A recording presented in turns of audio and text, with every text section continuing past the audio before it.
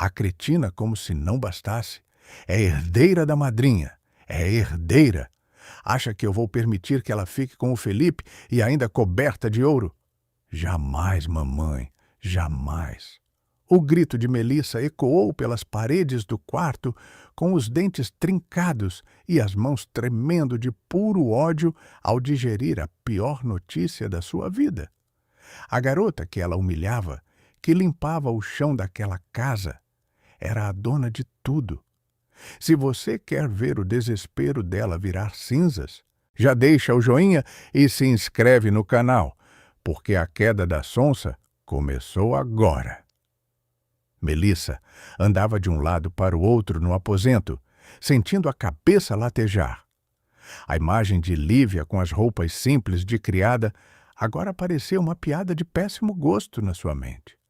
Como aquela órfã miserável podia ser a neta perdida da condessa Vitória Castellini?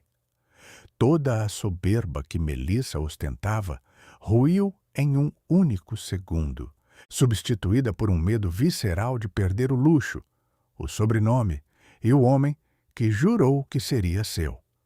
Doroteia olhava para a filha com uma mistura de pena e pânico, sentindo o peso da falência bater à porta. Filha, nós estamos com as malas prontas, tentou alertar a mãe com a voz baixa. O coche está acertado, eu e o Roberto estamos partindo. Venha conosco, filha. Por favor, esqueça essa história de vingança contra a Lívia. Mas Melissa nem sequer olhou para trás. O orgulho falava mais alto que o bom senso. Eu vou ficar, rebateu ela, com os olhos fixos na janela, olhando para o pátio do casarão. Ainda mais agora, eu vou ficar. Ela não conseguia aceitar que a ex-criada agora tinha o porte e o direito de uma verdadeira princesa daquela dinastia. Enquanto isso, no andar de baixo, a poeira da grande revelação se recusava a baixar. Zilda andava de um lado para o outro pela cozinha com a respiração travada, tentando entender como o mundo tinha girado tão rápido. A condessa Vitória, que passou a vida inteira cuspindo na sepultura de quem cruzava seu caminho, parecia anestesiada pelo choque de descobrir que a menina que tanto elogiava era o seu próprio sangue. O silêncio que tomou conta dos corredores do casarão era pesado, quase palpável. Roberto bateu com as mãos nas malas no quarto ao lado, apressando a mãe, sabendo que, se ficassem ali, a humilhação seria pública. Ele tentou argumentar com a irmã, avisando que o jogo tinha virado e que eles não tinham mais cartas na mesa. Mas Melissa já estava desenhando o seu próximo passo na mente. Ela sabia que Lívia tinha o sangue dos Castellini, mas também sabia que a nova condessa carregava uma fraqueza que ela odiava, o bom coração. E era exatamente ali que Melissa pretendia atacar para reverter o seu destino antes que o coche partisse de vez. Melissa desceu os degraus da escada principal sem pressa, arrastando o vestido com uma dignidade que já não lhe pertencia. Cada passo ecoava no mármore do casarão vazio. Ela encontrou Roberto e Doroteia no saguão, cercados pelas malas amarradas com cordas baratas. Juízo, minha irmã, murmurou Roberto, ajeitando o paletó puído com uma ironia que tentava disfarçar a vergonha da expulsão. Se encontrar com a Anita, diga que deixei um beijo para ela. Melissa sequer piscou, encarando o irmão de cima a baixo com um nojo profundo. Você é um baixo palha, meu irmão. Disparou, a voz saindo cortante pelo canto da boca. Agora vá, vá, dê um beijo também na sua bela rival, a condessa Lívia Castellini.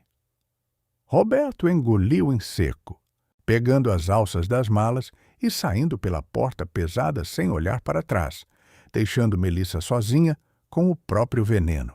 Ela sabia que a mãe e o irmão estavam fugindo da miséria, mas o orgulho de Melissa preferia a corda bamba do casarão a se rebaixar ao nível de uma retirante.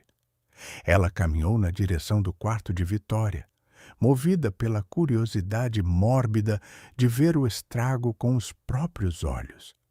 No caminho, cruzou com Zilda, que vinha com as mãos trêmulas e o rosto pálido. "Zilda!" chamou Melissa, travando os passos da governanta no meio do corredor. "Que história mais rocambolesca é essa? Já se viu a criadinha tão... É neta da orgulhosa da condessa? Meu Deus, ela deve ter cortado os pulsos de desgosto, não é? Folhetim perde para isso." Zilda olhou para os lados, assustada com a audácia de Melissa, e soltou o ar, num sussurro rápido. A velha voltou a chorar de emoção quando soube, e parece que ela não se dá bem com a tal Emília, enquanto o conde Bernardo está deitado naquela cama sem se dar conta de nada. A informação caiu como uma luva na mente de Melissa. Se a condessa Vitória estava vulnerável, chorando pelos cantos e amolecida pela descoberta da neta legítima, o jogo ainda não estava totalmente perdido. Melissa limpou o suor frio da testa e ajeitou o cabelo antes de empurrar a porta do quarto principal, pronta para confrontar a nova realidade. Ao entrar, deu de cara com Lívia, que ajeitava os lençóis de Bernardo com uma calma que fez o sangue de Melissa ferver. A ex-criada não tinha mais o olhar baixo de antes. Seus olhos sustentaram o confronto com a firmeza de quem sabia exatamente o peso do sobrenome que agora carregava. Melissa engoliu o seco, sentindo que cada centavo daquela imensa fortuna dos Castellini estava escorrendo por entre seus dedos, enquanto Lívia permanecia ali, silenciosa e soberana. Melissa deu um passo à frente, fechando a porta do aposento atrás de si, com um estrondo que fez as paredes tremerem. Surpresa em me ver? Condessa de Araque, mulherzinha horrorosa, traidora. As palavras saíram rasgando a garganta de Melissa, que avançou até ficar a poucos centímetros de Lívia. E achou que eu ia estar jogada numa cama, aos prantos, chorando. Derrotada? "Estou aqui!" gritou ela, apontando para o próprio peito com os olhos injetados de ódio. Lívia não se moveu, mantendo a postura altiva que agora parecia natural. "Sai da minha frente!" respondeu a nova herdeira, com a voz baixa e cortante, o que só aumentou o desespero de Melissa. "Quer dizer então que a noviça indomável é filha do conde Bernardo Castellini? É neta da minha madrinha", ironizou Melissa, soltando uma risada estridente e amarga que ecoou pelo quarto. Lívia tentou passar por ela, mas Melissa bloqueou a passagem com o corpo, cega pelo pensamento de que aquela garota havia ficado com o Felipe e agora estava coberta de ouro. "Deixa eu passar", exigiu Lívia, mas Melissa continuou o ataque, destilando todo o seu preconceito. Ela caiu nessa balela, ela caiu mesmo sabendo que a sua mãe é uma saltimbanco, uma dessas ciganas que vivem por aí atrás do ouro dos poderosos. "Olha aqui, eu já tive toda a paciência com você, sai da minha frente", avisou Lívia, com o tom de voz mudando de aviso para ameaça. "Eu não respondo por mim", completou, mas Melissa, descontrolada pela iminência da miséria, não recuou. "Não sai!" berrou Melissa. "Eu odeio você, eu odeio você. Eu odeio essa sua cara de sonsa. Eu odeio esse seu ar de boa moça. Eu odeio desgraçada. Roubou o meu noivo. Acabou com o meu casamento. Puxou o sangue ruim da sua mãe rameira." O estalo do tapa de Lívia interrompeu o fluxo de insultos, jogando a cabeça de Melissa para o lado. Antes que ela pudesse reagir, Lívia avançou com toda a fúria acumulada por meses de humilhação, descarregando uma sequência de golpes que empurrou Melissa contra os móveis. Melissa caiu no chão, chorando de dor e humilhação, com as mãos cobrindo o rosto vermelho. Foi nesse exato momento que a porta se abriu e Felipe entrou no quarto, deparando-se com a cena. "Felipe, ela me bateu!"